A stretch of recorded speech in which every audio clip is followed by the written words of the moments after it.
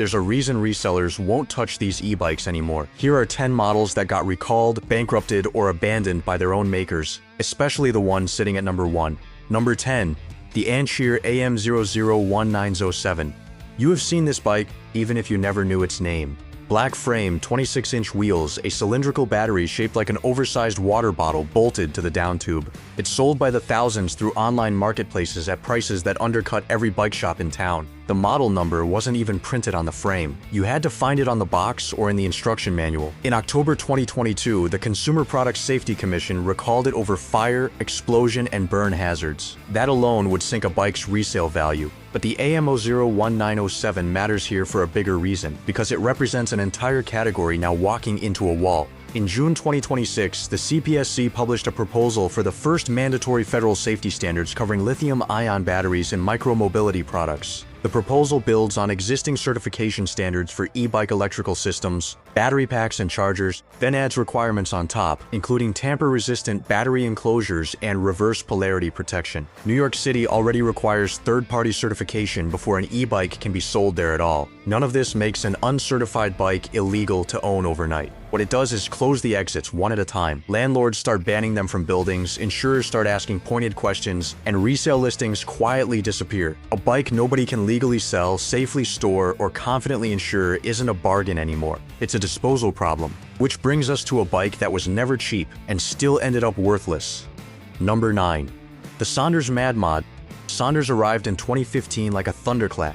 A $500 fat tire electric bike, crowdfunded, aimed squarely at everyone who thought e-bikes were a luxury item for people with $3,000 to spare. Deliveries ran late and the specs shifted along the way, but the bikes did arrive and the brand built a following that genuinely loved them. The MadMod was the ambitious one. A moped-styled cruiser with a stretched frame, banana seat, and chunky tires, the kind of bike people customized and posted photos of. It looked like the start of something. Then the company began chasing bigger ideas. An electric motorcycle called the Metacycle absorbed enormous resources and never fully delivered on its promises. A former employee later described the project in terms nobody would want attached to their product. By 2023, the company had entered receivership. The American headquarters was closed. Marketing and public relations staff were gone. Here's what that means for a MadMod owner. The frame, the battery housing, the controller, and the display were all specific to Sondors. There was never a dealer network. There was never a parts catalog that independent shops could order from. When the battery on a MadMod reaches the end of its useful life, and lithium packs generally do somewhere between 3 and 7 years of regular cycling, the owner is left searching forums and salvage listings. The founder returned in 2025, pre-selling a new machine under a familiar name. That's a story for the brand. It does nothing for the bike already sitting in the shed. The next one cost backers roughly 8 times as much. Number 8. The Fuell Flluid-2. This one carried a genuinely exciting name behind it. Eric Buell, the motorcycle engineer whose sport bikes earned a devoted following, lent his engineering credibility to a company promising the longest-range electric bicycle on the market. The Flluid-2 and Flluid-3 were pitched with a Vallejo mid-drive motor and an automatic transmission, dual battery packs, and range figures that made commuters lean forward in their chairs. The crowdfunding campaign raised close to $1.5 million. Individual backers put down around $4,000 each, in good faith, for a bike that was still on the drawing board. In October 2024, Fuell filed for Chapter 7 bankruptcy in the Eastern District of Wisconsin. Chapter 7 is not restructuring, it's liquidation. A trustee steps in, sells whatever is left, and pays creditors in order of priority. The numbers that followed tell the whole story. The company owed close to $7 million. The auction of its remaining assets raised roughly $170,000. The intellectual property, including the trademark, the website, and the patents, sold across several lots for under $50,000 combined. For the small number of fluid bikes that did reach riders, the situation is stark. The drivetrain was unusual, the transmission was unusual, and there is no aftermarket. A bike shop can true the wheels and replace the brake pads. Nobody can source a replacement motor for a system that was never produced at scale. The next bike had a much larger company behind it. That turned out not to help. Number 7. The Bird bike. Bird was everywhere. Scooters on street corners in hundreds of cities, an app on millions of phones, a valuation that once ran into the billions. In 2022, the company put its name on a consumer electric bike, sold in the United Kingdom exclusively through Halfords, the country's largest cycling retailer. The bike itself was reasonable. A 250-watt Bafang rear hub motor, a 346 watt-hour battery built with cells from LG, a 7-speed Shimano drivetrain, disc brakes front and rear, and integrated lighting. Bluetooth connected it to the Bird app, where riders could toggle the lights, check remaining range, and review distance covered. In December 2023, Bird Global filed for Chapter 11 bankruptcy protection in the United States. It emerged the following April as part of a newly created parent company, Third Lane Mobility, which also absorbed the scooter operator Spin. The shared fleet business continued. Cities kept their rental scooters and rental bikes. The consumer bike sat in a different position entirely. It was a side project of a company that had just been through restructuring, and the restructured business is built around fleets, not around supporting individual owners with spare batteries and app updates years down the line. That app dependency is the quiet risk. When a bike's lights and diagnostics live inside software maintained by a company whose priorities have shifted, the hardware doesn't fail. The experience just slowly hollows out. The next model didn't lose its software. It lost something more fundamental. Number 6. The Babboe Curve-E. Babboe built family cargo bikes, the 3-wheeled kind with a wooden box on the front where 2 or 3 children sit, strapped in on the way to school. The Curve-E was the electric version, and across the Netherlands, Germany, Denmark, and beyond, these bikes replaced second cars for tens of thousands of families.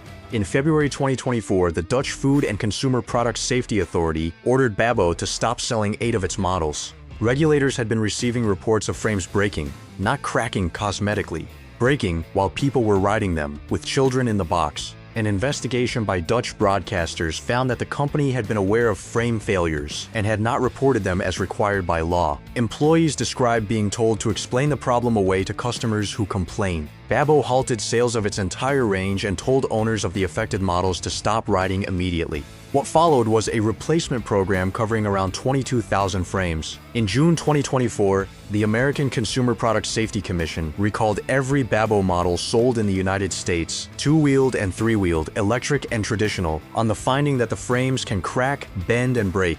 A recall can be a sign that a company is doing the right thing. But the damage to a used cargo bike's value, once the words frame failure attached to a grandparent's trust with their kids, is close to total. Try selling a Curve-E privately in 2027 and watch what happens to the offers. Number 5 is a bike that did almost everything right. Number 5. The Ampler Nova Pro Ampler is the story that should make everyone uncomfortable because there was nothing wrong with the product. The Estonian company spent a decade building slim, lightweight urban e-bikes with a battery hidden in the downtube and a small rear hub motor paired to a torque sensor, so the assistance felt like strong legs rather than a motor pushing you. The Nova and Nova Pro launched in May 2025 and did something genuinely new.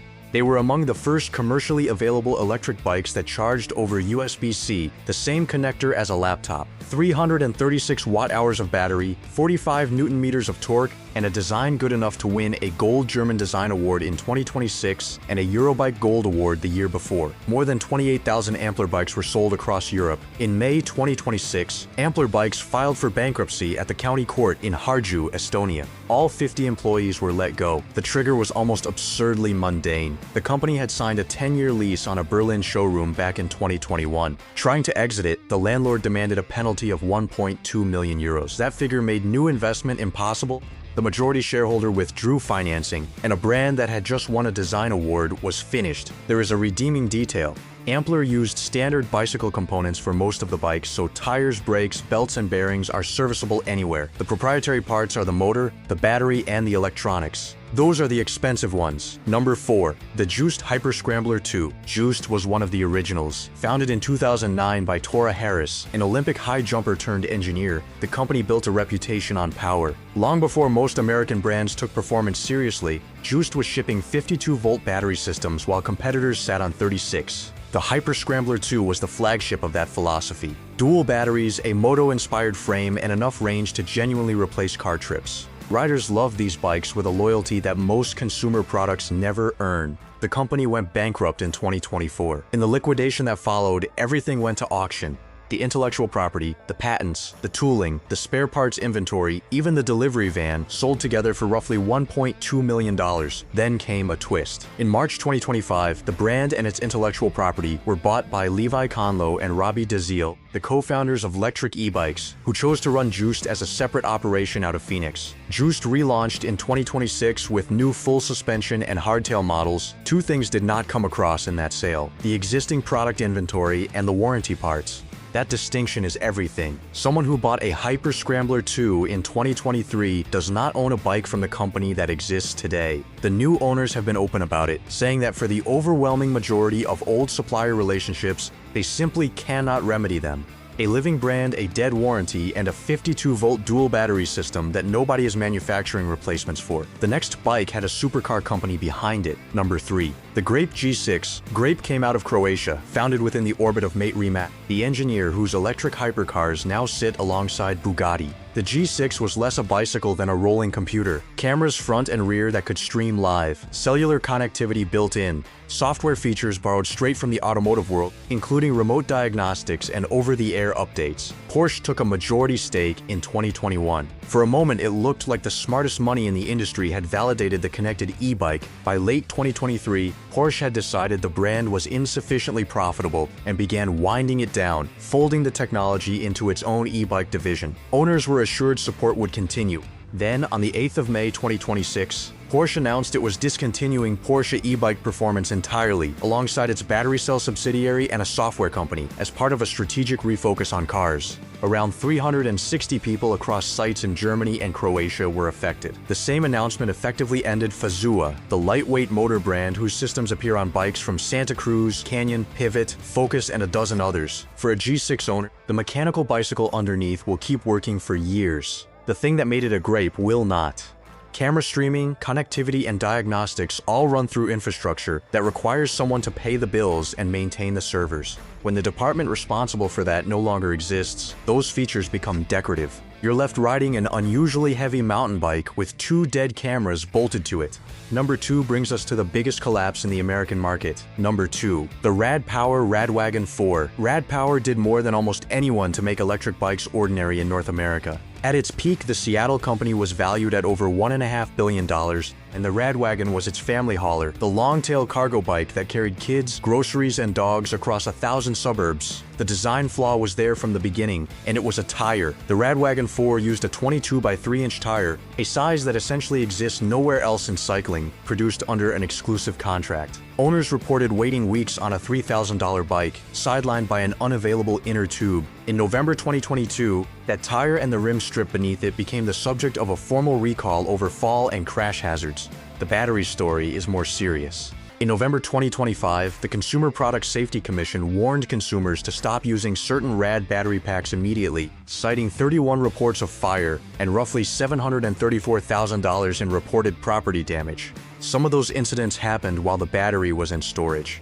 The RadWagon 4 was named among the affected models. Rad publicly disagreed with the agency's characterization, saying its batteries met recognized safety standards, but told regulators it could not afford to fund replacements or refunds for everyone. A month later, in December 2025, the company filed for Chapter 11 with roughly $73 million in liabilities. In January 2026, a company warehouse in Huntington Beach caught fire. By March 2026, the brand, its intellectual property, and its operating assets had been acquired for under $14 million. A flagged battery with no refund on offer, a tire nobody else makes, and a company that went from bankruptcy filing to fire sale acquisition in 3 months. That is not a bike with a resale market, and number 1 has been the cautionary tale of this entire industry. Number 1. The VanMoof S3. If you lived in Amsterdam, Berlin, London, or New York around 2020, you saw them everywhere. Clean matte frames, no visible cables, a headlight blended into the tube, and a horn that sounded like a small spaceship. The S3 was beautiful, and it was the most tightly integrated electric bicycle ever sold to the public. That integration was the problem. The battery, the motherboard, the electronic shifter, and a cellular SIM card were all sealed inside the aluminum frame. The bike unlocked through the phone app, and the digital keys that granted access were held on company servers. VanMoof filed for bankruptcy in July 2023. What happened next has become the reference case for connected hardware. If those servers went dark, owners risked being locked out of bikes they had fully paid for. A rival company, Cowboy, released an app within days so VanMoof riders could generate an offline key while the servers were still running, and told people to do it immediately. Independent repair shops in Amsterdam simply refused the work. One mechanic explained that the frame was sealed so completely that no one outside the company could open it, and that he would change a tire and nothing more. The brand was bought and restarted, but the new owner inherited nothing usable. Production at suppliers had stopped, the supply chain was dismantled, the service network was shut down. Restarting meant putting roughly 500 separate parts back into production and rebuilding a partner network across 10 countries, all while navigating permits to move lithium batteries across borders. Parts flow again today. But a used S3 remains a bet on a single company staying solvent forever, and that is the least comfortable bet in this entire industry. So what actually connects these 10 machines? 3 things, and none of them are about brand size or price. The first is proprietary components. When a tire, a battery housing, or a controller exists in one size made by one supplier under one contract, the bike's lifespan is chained to that contract. The second is cloud dependency. Any feature that needs a live server to function is a feature with an expiry date set by someone else's balance sheet. The third is the absence of an open parts channel, because if independent shops were never able to order components, they will not magically be able to after a bankruptcy. The encouraging part is that this is not inevitable.